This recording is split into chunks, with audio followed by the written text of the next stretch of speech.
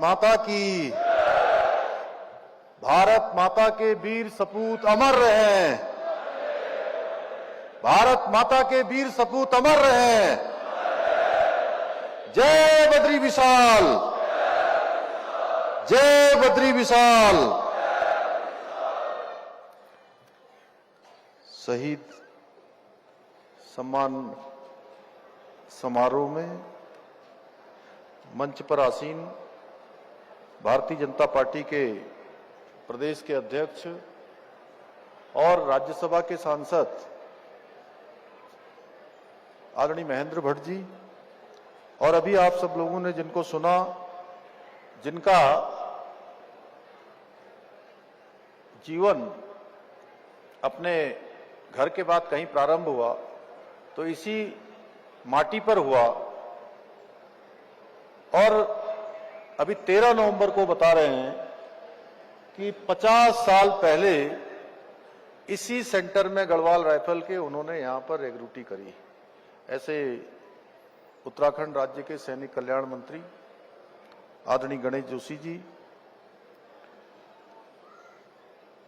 लैंसडाउन विधानसभा के बहुत ही लोकप्रिय विधायक, जो प्रखरता से जनता की आवाज हर मंच पर उठाते हैं, आदरणीय दिलीप रावत महंत जी, पौड़ी विधानसभा के लोकप्रिय विधायक आदरणीय राजकुमार पौरी जी, जिला पंचायत की अध्यक्ष श्रीमती रसना बटोला जी, भारतीय जनता पार्टी के जिलाध्यक्ष श्री राजगौरव नौटियाल जी, उपाध्यक्ष गौ सेवा आयोग Shri Rajendra Anthwal ji, mayor Kotdwar Shri Shailendra Singh Rawat ji, lieutenant general और adjutant colonel Garhwal rifles, lieutenant general TS Rana साहब, ब्रिगेडियर विनोद नेगी जी, सचिव सैनिक कल्याण श्री दीपेंद्र चौधरी जी, सैनिक कल्याण निदेशक रणबीर लाल जी, श्री रणबीर सिंह जी ब्लॉक प्रमुख, एवं यहां पर उपस्थित हमारे सभी पदाधिकारीगण, सभी हमारे अधिकारीगण, और मेरे दाहिनी तरफ आज जिनकी उपस्थिति हम सबको गौरवान्वित कर रही है, ऐसी सभी हमारी वीर नारियां, वीर माताएं और हमारे सभी बलिदानियों के परिजन, जिन्होंने भारत माता की रक्षा के लिए अपना सर्वोच्च बलिदान दिया, और इस सभागार में उपस्थित मेरे सभी बड़े बुजुर्ग, सभी माताएं बहनें, सभी हमारे युवा नौजवान साथियों, हमारे सेंटर के सभी जवान, सभी सैन्य अधिकारीगण, मीडिया के हमारे सभी मित्र, पौड़ी जनपद की जिलाधिकारी, यहाँ के एसएसपी और सभी प्रशासन के हमारे आए हुए अधिकारीगण, मैं सबसे पहले आज इस विशिष्ट अवसर पर राष्ट्र के लिए अपना सर्वस्व न्यौछावर करने वाले ऐसे हमारे अमर बलिदानियों को, वीर शहीदों को नमन करता हूं, प्रणाम करता हूं। साथ ही इस कार्यक्रम में उपस्थित वीर सैनिकों के परिजनों, वीर नारियों को, वीर माताओं को, सभी को आप इस कार्यक्रम में उपस्थित होने के लिए मैं आप सबका राज्य के मुख्य सेवक के रूप में मैं आप सभी का हृदय से स्वागत करता हूं, आप सबका अभिनंदन करता हूं। भाइयों बहनों, उत्तराखंड की धरती प्रारंभ से ही वीरों की धरती रही है। यहां की घाटियों में, पहाड़ों में, नदियों में शौर्य की गाथाएं गूंजती हैं। इसी शौर्य को चिरस्थायी बनाने के लिए हमारी सरकार ने, जिसके बारे में अभी सैनिक कल्याण मंत्री श्री गणेश जोशी जी ने बहुत विस्तार से बताया कि 4 धामों के बाद 5वां धाम सैन्य धाम गुनियाल गांव में, जिसका निर्माण आदरणीय प्रधानमंत्री श्री नरेंद्र मोदी जी के मार्गदर्शन में हमारी सरकार के द्वारा कराया जा रहा है। सैन्य धाम केवल ईंट पत्थर सीमेंट मिट्टी या गारे का ढांचा नहीं है, बल्कि उन अमर आत्माओं का प्रतीक है जो हमारे प्रत्येक बलिदानी के घर आंगन से आई पावन मिट्टी उस सैन्य धाम में लाई गई है। उस सैन्य धाम में बसती है उन माताओं की भावना, उन वीरों की शहादत की कहानियां, उनका इतिहास। प्रदेश के प्रत्येक शहीद के घर आंगन की मिट्टी सैन्य धाम में स्थापित करने की वर्ष 2021 से प्रारंभ हुई ये परंपरा केवल एक माटी संग्रह नहीं है, केवल एक कार्यक्रम मात्र नहीं है, बल्कि उन हुतात्माओं को हमारी ओर से श्रद्धांजलि है जिन्होंने अपनी मां की ममता को ठोकर मार दी, बहन की राखी को छोड़ दिया, बच्चों को भी रोते बिलखते छोड़ दिया, लेकिन हंसते हंसते भारत माता के लिए अपने प्राणों का बलिदान दे दिया। 2021 से अब तक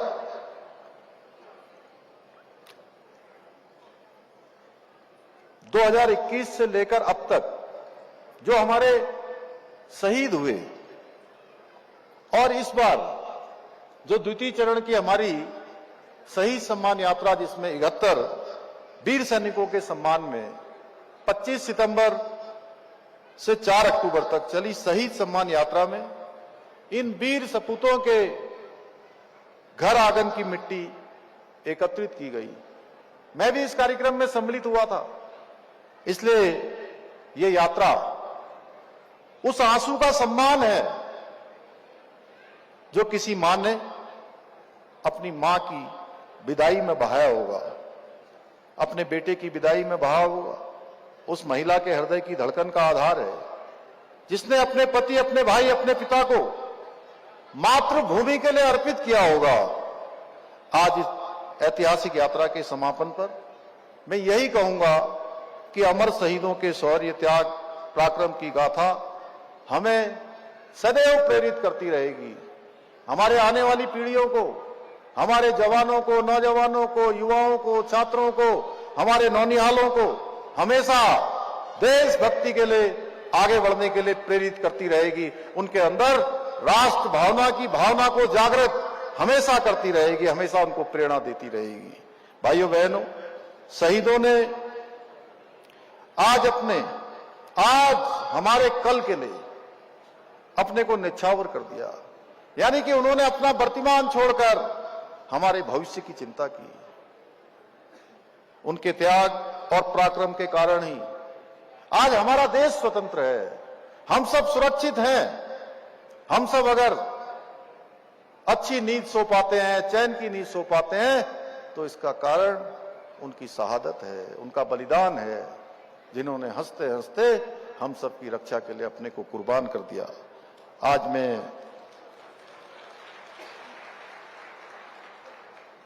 श्रद्धा और कृतज्ञता के साथ उन वीर सैनिकों को नमन करते हुए ये संकल्प दोहराता हूं कि उनके बलिदान को कभी भुलाया नहीं जा सकता है, उनके बलिदान को हम कभी विस्मृत नहीं कर सकते। उनका बलिदान हमें हमेशा स्मरण कराता रहेगा, देश के प्रति, राष्ट्र के प्रति और हमारी संस्कृति के प्रति, जो वीरों की संस्कृति है। इसी भावना को अमर बनाए रखने के लिए आज के इस समारोह में शहीद सैनिकों के परिवारजनों को हम सबको अभी आज इसी मंच पर उनको सम्मानित करने का भी सौभाग्य प्राप्त हो रहा है। यह हमारे लिए गर्व का क्षण है जब हम उन परिवारों के प्रति कृतज्ञता व्यक्त कर रहे हैं जिन्होंने राष्ट्र के लिए अपना सबसे बड़ा बलिदान दिया है। आपके त्याग को शब्दों में पिरोना कठिन है। आप तो वो दिव्य परिवार है जिनकी देहरी से निकलकर हमारे नायक अमर हुए हैं, जिन्होंने भारत माता को सुरक्षित किया है। आपका धैर्य, आपका साहस उतना ही महान है जितना हमारे सैनिकों का शौर्य, उनका पराक्रम और उनकी वीरता है। इसलिए आज का यह अवसर केवल एक समारोह मात्र नहीं है, बल्कि उन अमर बलिदानियों के प्रति हमारी सामूहिक श्रद्धांजलि है, जो इसमें बैठे हुए एक एक जन की उपस्थिति यहां पर बता रही है। इतनी बड़ी संख्या में आप सब बताए यहां पर पधारे हैं, ये इस बात का प्रतीक है, ये इस बात का उदाहरण है कि उत्तराखंड की धरती वीरों के सम्मान में सदैव आगे रहती है। इसलिए यहां से भारत माता की रक्षा करने के लिए घर घर से वीर निकलते हैं, घर घर से जो है राष्ट्र के नायक निकलते हैं, राष्ट्र के प्रहरी निकलते हैं, जिनकी रगों में देशभक्ति का रक्त बहता है। ये समारोह उन वीर सपूतों की अमर गाथा का स्मरण है, जिन्होंने अपने प्राणों का उत्सर्ग करके तिरंगे की शान को अडिग रखा है। भारत माता की शान को उन्होंने झुकने नहीं दिया है, भारत माता के तिरंगे को हमेशा फहराने का काम किया है। चाहे वो कारगिल की चोटी हो, चाहे वो द्रास की चोटी हो, चाहे कोई युद्ध हो, जिसके बारे में हमारे सभी वक्ताओं ने इससे पहले बोला है। हमारे वीर सैनिक केवल सीमाओं के रक्षक नहीं है, बल्कि देश की आत्मा के प्रहरी है। बर्फ से ढकी हुई चोटियां, -डिग्री का तापमान, और मैंने स्वयं देखा है, चूंकि मेरा बचपन सेना और सैनिकों के बीच में बड़ा हुआ है। मैंने देखा है, जनरल राणा साहब यहां बैठे हैं, पुराने समय में जब आप नए आए होंगे, भर्ती हुए होंगे, या आपने कभी देखा होगा, गणेश जोशी जी हैं, हमारे महेंद्र भट्ट जी हैं, दिलीप रावत जी हैं, सब लोगों ने यहाँ किसी के घर से सेना में कोई है, कोई चाचा है, ताऊ है, मामा है, किसी का भांजा है, मौसा है, यानी कोई परिवार ऐसा नहीं है। मैंने देखा कि पहले सियाचिन में जो -डिग्री तापमान में जहां बर्फ में जाने पर बीमारियां लग जाती थी, पैर तक काटने पड़ते थे, गैंग्रीन हो जाता था। भाइयों बहनों, उस समय भी हमने देखा। और मोदी जी के कालखंड में जिस प्रकार से आज हमारे सैनिकों के सम्मान के लिए, उनकी सुविधाओं के लिए, उनके मनोबल को बढ़ाने के लिए जो फैसले लिए गए हैं, वो भूतो न भविष्यति। भूतो न भविष्यति मैं इसलिए कह रहा हूं कि आज जो मोदी जी के नेतृत्व में तमाम फैसले लिए गए, चाहे वो 1 रैंक 1 पेंशन की बात हो, या सैनिकों को ले अच्छे जैकेट देने हो, उनको अच्छे उपकरण देने हो, अच्छे बूट देने हो, ये सारी सुविधाएं 2014 के बाद मोदी जी देश के प्रधानमंत्री बनते हैं और ये सारी सुविधाएं हमारे सैनिकों के लिए जारी हो जाती हैं। भाइयों बहनों, ये प्रश्न है मेरा कि ये सुविधाएं पहले भी हो सकती थी, और जब जब हम इस राष्ट्र की अखंडता पर कभी भी कोई संकट आया है, तो हमारे वीरों ने अपने लहू से हमारे देश की और हमारे स्वतंत्रता की रक्षा की है। इसलिए उनका बलिदान केवल युद्ध भूमि पर ही नहीं, बल्कि हमारे दिलों पर अंकित है। भाइयों बहनों, उत्तराखंड के वीरों ने अपनी बहादुरी और साहस से हमेशा ये दिखलाया है कि देवभूमि न केवल विश्व की शांति का मार्ग दिखा सकती है, बल्कि आवश्यकता पड़ने पर वीरता और शौर्य का यदि प्रदर्शन की आवश्यकता हो तो प्रदर्शन भी कर सकती है। मैं भी एक फौजी का बेटा हूं। मैं पूर्व सैनिकों, इनके परिवारों की समस्याओं को, उनकी चुनौतियों को मैंने बहुत नजदीक से देखा है। और सच में, जैसा जोशी जी कह रहे थे कि मुझे 50 साल पहले का वो दृश्य याद आता है, जब हम नहाने के लिए जाते थे 1 हफ्ते में एक बार। और मुझे ध्यान है, जब मैं छोटा था, मेरे पूज्य पिताजी महार रेजिमेंट में थे, और उनकी पोस्टिंग मुझे लगता है कि मैं 7, 8, 9 साल का होऊंगा, मुझे स्मरण अभी तक है। वो सूरतगढ़ में, सूरतगढ़ राजस्थान में उनकी यूनिट होती थी। तो मुझे बताते थे वो कि हमको पानी पीने के लिए नहीं मिल पाता है। तो मैंने कहा कि कैसे पानी पीते हैं आप? तो उन्होंने मुझे कहा कि हम जो मच्छरदानी का कपड़ा होता है, वो गड्ढा बना लेते हैं, बारिश होती है और उसमें पानी इकट्ठा हो जाता है। वो मच्छरदानी के कपड़े से पानी को छानते हैं, उसके बाद उसमें फिटकरी घोलते हैं। जब उसका जो गंदा अवयव होता है वो नीचे चला जाता है, उसके बाद हम लोग वो पानी पीते हैं। तो पहले के समय में हमारे सेना के लोगों को, हमारे सैनिकों को कितनी कठिनाइयों का सामना करना पड़ता है और उनके परिवार के लोगों को कितनी चुनौतियों का सामना करना पड़ता है। जब कोई बेटा शहीद होता है तो उस मां से पूछिए, उस बहन से पूछिए, उनकी पत्नी का क्या हाल होता है, बच्चों का क्या हाल होता है। पिता 4-4, 5-5, 6-6 दिनों तक, जब तक कि वो पार्थिव शरीर घर नहीं पहुंचता, तब तक उनकी स्थिति किस प्रकार की होती है। मैंने वो बहुत नजदीक से देखा है भाइयों बहनों, उनके दर्द को देखा है, क्योंकि मैं उसी परिवेश में पला बड़ा हूं। इसलिए मेरे हृदय में हमेशा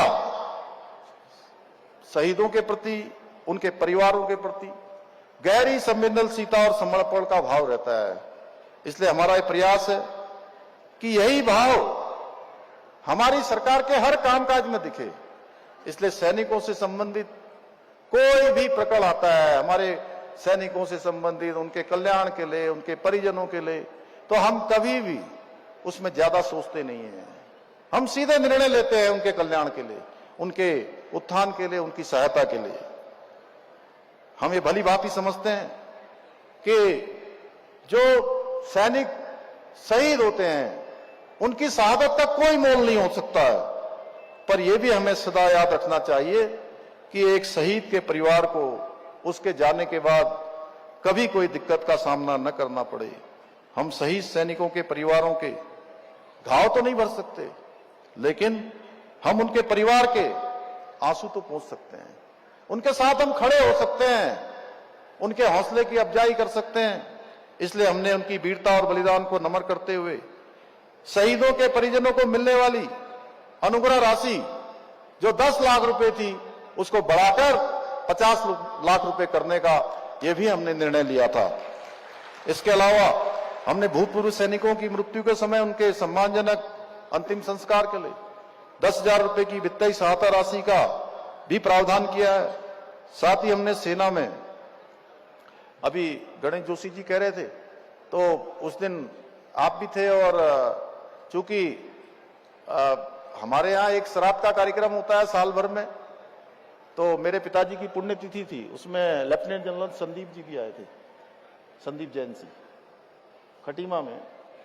तो गणेश जोशी जी ने उस दिन मुझे कहा कि हमारे जो परमवीर चक्र विजेता हैं उनकी राशि 1.5 करोड़ रुपए होनी चाहिए। तो मैंने अपनी मां से पूछा था कुछ दिनों पहले कि मां ने कहा कि इस बार तेरे पिताजी का श्राद्ध है, क्या कुछ लोगों को बुलाकर जो है यहाँ पर उनका भोजन इत्यादि यहाँ पर हो जाएगा तो अच्छा होगा। तो मैंने कहा आप क्या चाहती हो? उन्होंने कहा वो तो हमेशा यही करते थे जब जिंदा थे, तो कभी भी कोई कार्यक्रम होता था तो कहते थे मेरे दोस्तों को बुला लो, सैनिकों को बुला लो। तो मैंने कहा तो अच्छा होगा, आप क्या चाहती हो? तो उन्होंने कहा कि अगर सैनिकों का एक कोई सम्मान का कार्यक्रम हो जाए या सम्मेलन हो जाए। तो हमने उस दिन एक सैनिक सम्मेलन वहां पर हुआ, और उस सैनिक सम्मेलन में घोषणा करी कि आप जो ये धनराशि है हम इसको 1.5 करोड़ रुपए करेंगे। और मैं समझता हूं कि ये हमारा सैनिकों के प्रति एक सम्मान का भाव है। इसके अतिरिक्त मेंशन इन डिस्पेच यस सभी वीरता पुरस्कारों से अलंकृत सैनिकों को दी जाने वाली एक मुश्त तथा वार्षिकी धनराशि में भी अभूतपूर्व वृद्धि की है। सरकार द्वारा युद्ध विधवा एवं युद्ध अपंगों को 2 लाख रुपए की आवासीय सहायता भी प्रदान की जा रही है। इसके अलावा स्टाम्प ड्यूटी में भी छूट की सुविधा प्रदान करने वाले राज्यों में उत्तराखंड देश के उन चुनिंदा राज्यों में से एक है जहां सेवारत व पूर्व सैनिकों को 25 लाख रुपए मूल्य की स्थायी संपत्ति की खरीद पर स्टाम्प ड्यूटी में 25% की छूट अनुमन्य की गई है। हमने शहीदों के परिवार के एक सदस्य को सरकारी नौकरी में समायोजन करने की भी शुरुआत की है कि कोई भी शहादत होती है तो उनके परिजनों को सरकारी सेवा में उनको रोजगार मिलना चाहिए। इसके अंतर्गत अभी तक वर्ष 2018 से लेकर 28 शहीद आश्रितों को नियुक्ति दी जा चुकी है। और 13 की नियुक्ति प्रक्रिया अभी गतिमान है। साथ ही सरकारी नौकरी के लिए आवेदन करने के लिए पहले यह समय सीमा केवल 2 वर्ष की होती थी। हमने इसको कैबिनेट में, मंत्रिमंडल में प्रस्ताव लाकर अब 5 वर्ष, 2 वर्ष से बढ़ाकर 5 वर्ष किए जाने का भी निर्णय लिया है। ये सभी कदम हमारे वीर सैनिकों और उनके परिवारों के प्रति सम्मान और समर्पण का प्रतीक है। मैं आज इस पवित्र भूमि से, जहां से देश की सीमाओं पर अपनी शहादत देने वालों की संख्या असंख्य है, असंख्य रूप से योगदान करने वाले हमारे वीर सैनिक यहां से प्रेरणा लेकर आगे बढ़ते हैं। मैं आप सबको विश्वास दिलाना चाहता हूं कि इसी प्रकार हमारी सरकार सेवारत सैनिकों, पूर्व सैनिकों और उनके आश्रितों के हितों के लिए निरंतर प्रयास करती रहेगी, कभी पीछे नहीं हटेगी। भाइयों बहनों, आज मुझे देखकर अत्यंत गर्व की अनुभूति होती है कि आदरणीय प्रधानमंत्री श्री नरेंद्र मोदी जी के कुशल नेतृत्व में सैनिकों का मनोबल बढ़ाने के साथ साथ हमारी सेना को अत्याधुनिक संसाधनों से भी युक्त किया जा रहा है। आज भारत न केवल आत्मनिर्भरता की दिशा में रक्षा के क्षेत्र में अग्रसर हो रहा है, बल्कि कई देशों को उपकरण और संसाधनों का निर्यात भी कर रहा है।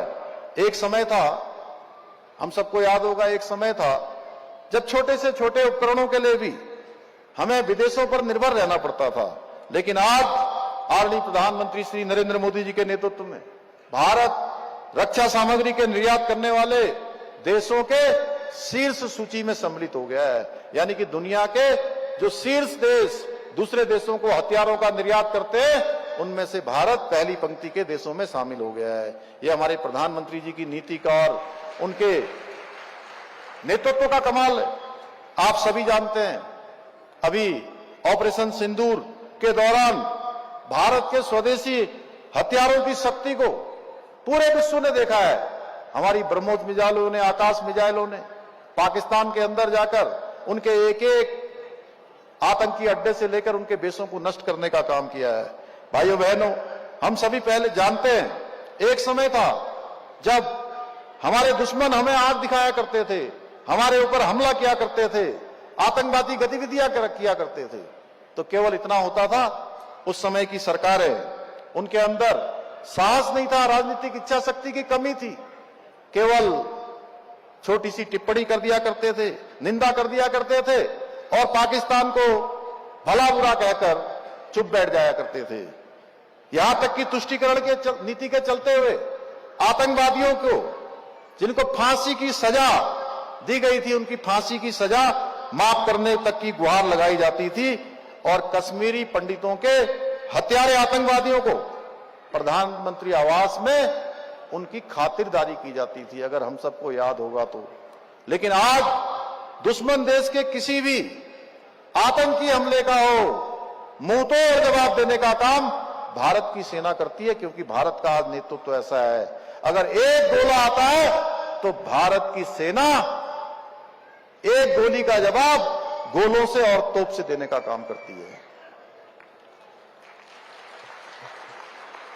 जैसे उरी हमले का करारा जवाब सर्जिकल स्ट्राइक से दिया गया, पुलवामा के बाद, पुलवामा में आतंकी हमला होता है, उसके बाद एयर स्ट्राइक की जाती है, और वही अब पहलगाम आतंकवादी हमले का हमारी वीर सेना ने ऑपरेशन सिंदूर के माध्यम से न केवल दुश्मन के दांत खट्टे किए, बल्कि पाकिस्तानी सेना को घुटने के बल लाने पर भी मजबूर कर दिया। भाइयों बहनों, जिस प्रकार आज आदरणीय प्रधानमंत्री जी के नेतृत्व में देश भर में सेना का मनोबल बढ़ा है, उसके साथ साथ विभिन्न सामाजिक कार्य भी किए जा रहे हैं। जैसे आदरणीय प्रधानमंत्री जी के द्वारा प्रारंभ की गई एक पेड़ मां के नाम के तहत आज पूरे देश में पौधारोपण किया जा रहा है। करोड़ों की संख्या में आज पौधे लगाए जा रहे हैं, प्रकृति के संरक्षण का संकल्प लिया जा रहा है। वैसे ही मैं आज इस वीर भूमि से आप सब लोगों के माध्यम से उत्तराखंड के अपने सभी परिवारजनों से यह अपील करना चाहता हूं कि जैसे हमने एक पेड़ मां के नाम अभियान में भाग लेकर उत्तराखंड के अंदर एक ही दिन में 15 लाख से भी ज्यादा पौधे रोपित करने का काम किया था, मैं आप लोगों से कहना चाहता हूं, 15 करोड़ आप लोगों से कहना चाहता हूं कि एक पेड़ शहीदों के नाम अवश्य लगाएं और जहां भी ऐसा पौधा लगेगा उसके फलने फूलने की, उसके संरक्षण की भी गारंटी सदा रहेगी, क्योंकि हमारे यहां का प्रत्येक नागरिक शहीदों का सम्मान करना जानता है ना। शहीदों के नाम अगर पौधा लगेगा तो सब लोग उसका संरक्षण करेंगे ना। जोर से बोलिए जरा, करेंगे कि नहीं करेंगे। तो आज के अवसर पर मैं, जैसा जोशी जी ने कहा, कुछ घोषणाएं यहां पर करना चाहता हूं कि गढ़वाल के प्रवेश द्वार कोटद्वार में सैनिक विश्राम गृह का जीर्णोद्धार किया जाएगा। वीर नारियों एवं पूर्व सैनिकों के कल्याण निदेशक सैनिक कल्याण तथा सभी जिला सैनिक कल्याण एवं पुनर्वास कार्यालयों में पूर्व सैनिकों की नियुक्ति कर निःशुल्क सेवाएं उपलब्ध कराने हेतु कॉमन सर्विस सेंटर CSC स्थापित किए जाएंगे। अन्य स्रोतों से अनुदान प्राप्त न करने की बाध्यता को समाप्त करते हुए सभी द्वितीय विश्व युद्ध के एवं पूर्व सैनिकों एवं विधवाओं को सम्मान राशि प्रदान की जाएगी, इसकी मैं घोषणा करता हूं। गढ़वाल राइफल्स रेजिमेंट सेंटर के लिए, जिसका DPR तैयार हो गया, उसके संग्रहालय के जीर्णोद्धार के लिए आर्थिक सहायता प्रदान की जाएगी, मैं इसकी घोषणा करता हूं। प्राथमिक स्वास्थ्य केंद्र जहरीखाल का उच्चीकरण किया जाएगा।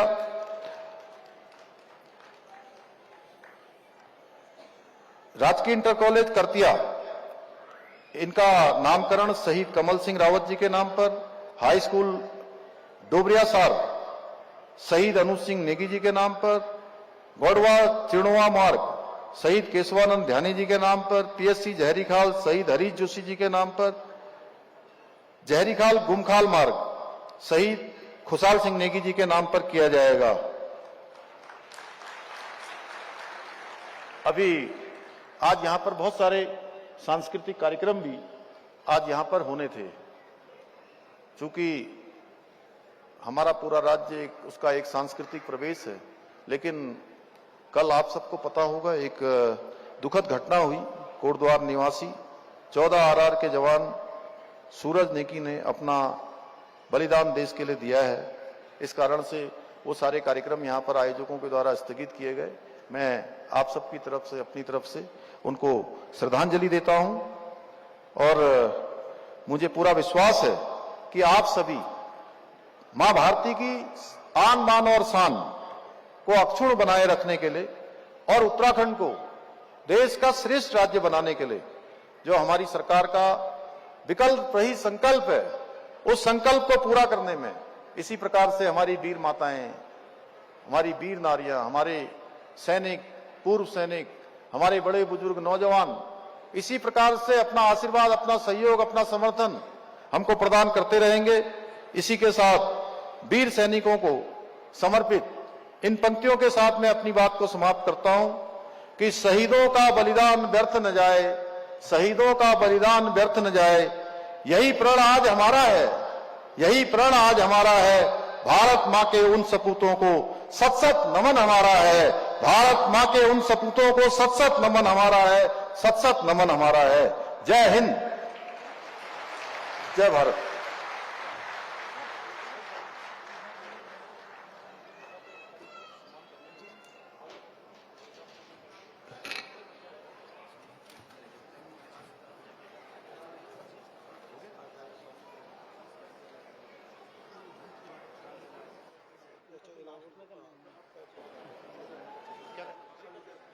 बहुत बहुत धन्यवाद आदरणीय मुख्यमंत्री महोदय। आज के मुख्य अतिथि के रूप में आपने अपना उद्बोधन दिया। साथ ही सैनिकों के परिवारों के लिए जिन कल्याणकारी योजनाओं का क्रियान्वयन राज्य सरकार के द्वारा किया जा रहा है, उनमें क्या क्या धनराशियों में वृद्धि हुई है, कौन कौन सी नई योजनाएं संचालित की गई हैं, उनकी घोषणा भी यहां पर आदरणीय मुख्यमंत्री महोदय ने की। इसके बाद अब हम कार्यक्रम के मुख्य पड़ाव पर हैं, जहां पर पूरे प्रदेश से यहां पर उपस्थित शहीद परिवारों के परिजनों को उत्तराखंड सरकार के द्वारा ताम्रपत्र व शॉल भेंट कर सम्मानित किया जाएगा।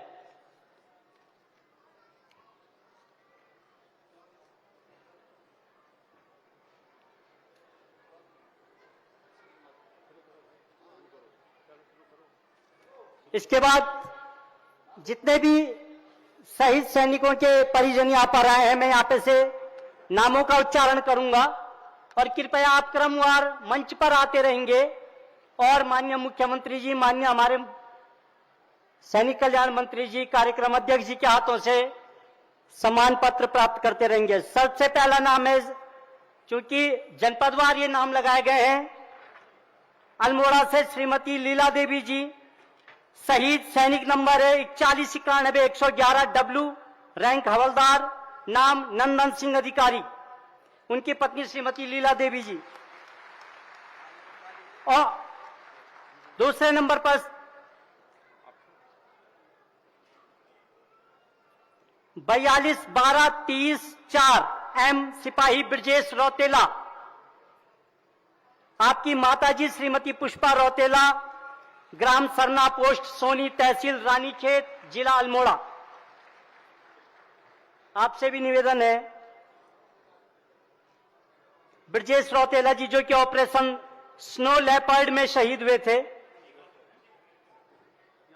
इसके बाद हिमांशु, शहीद सैनिक नंबर 4212509 एफ सिपाही, आपकी माताजी श्रीमती कमला देवी, आपका पता ग्राम मसमोली, पोस्ट चक्करगांव, तहसील सियालदे, जिला अल्मोड़ा। आप भी 30/6/21 को ऑपरेशन स्नो लेपर्ड में शहीद हुए थे।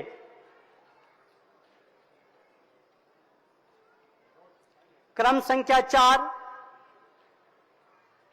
1490-784 के हवलदार राजेंद्र सिंह, ग्राम डडोली, पोस्ट द्वाराहाट, तहसील द्वाराहाट, जिला अल्मोड़ा, मैकेनाइज्ड रेजिमेंट से आपकी पत्नी श्रीमती वसंती देवी यहां पर इस सम्मान को प्राप्त करने के लिए उपस्थित हैं। 41-556 नायक पूरण सिंह राणा, ग्राम कुंजासू, पत्रालय, उडामांडा, तहसील पोखरी, चमोली से। आप भारत पाक युद्ध में सन 1971 में शहीद हुए थे। आपकी पत्नी श्रीमती पवित्रा देवी जी यहां पर मौजूद है।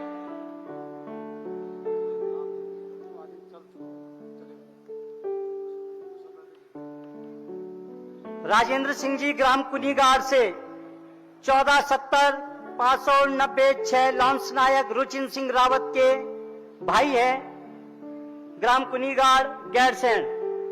ऑपरेशन रक्षक में रुचिन सिंह रावत शहीद हुए थे। टाइम लग रहा है ना उनको।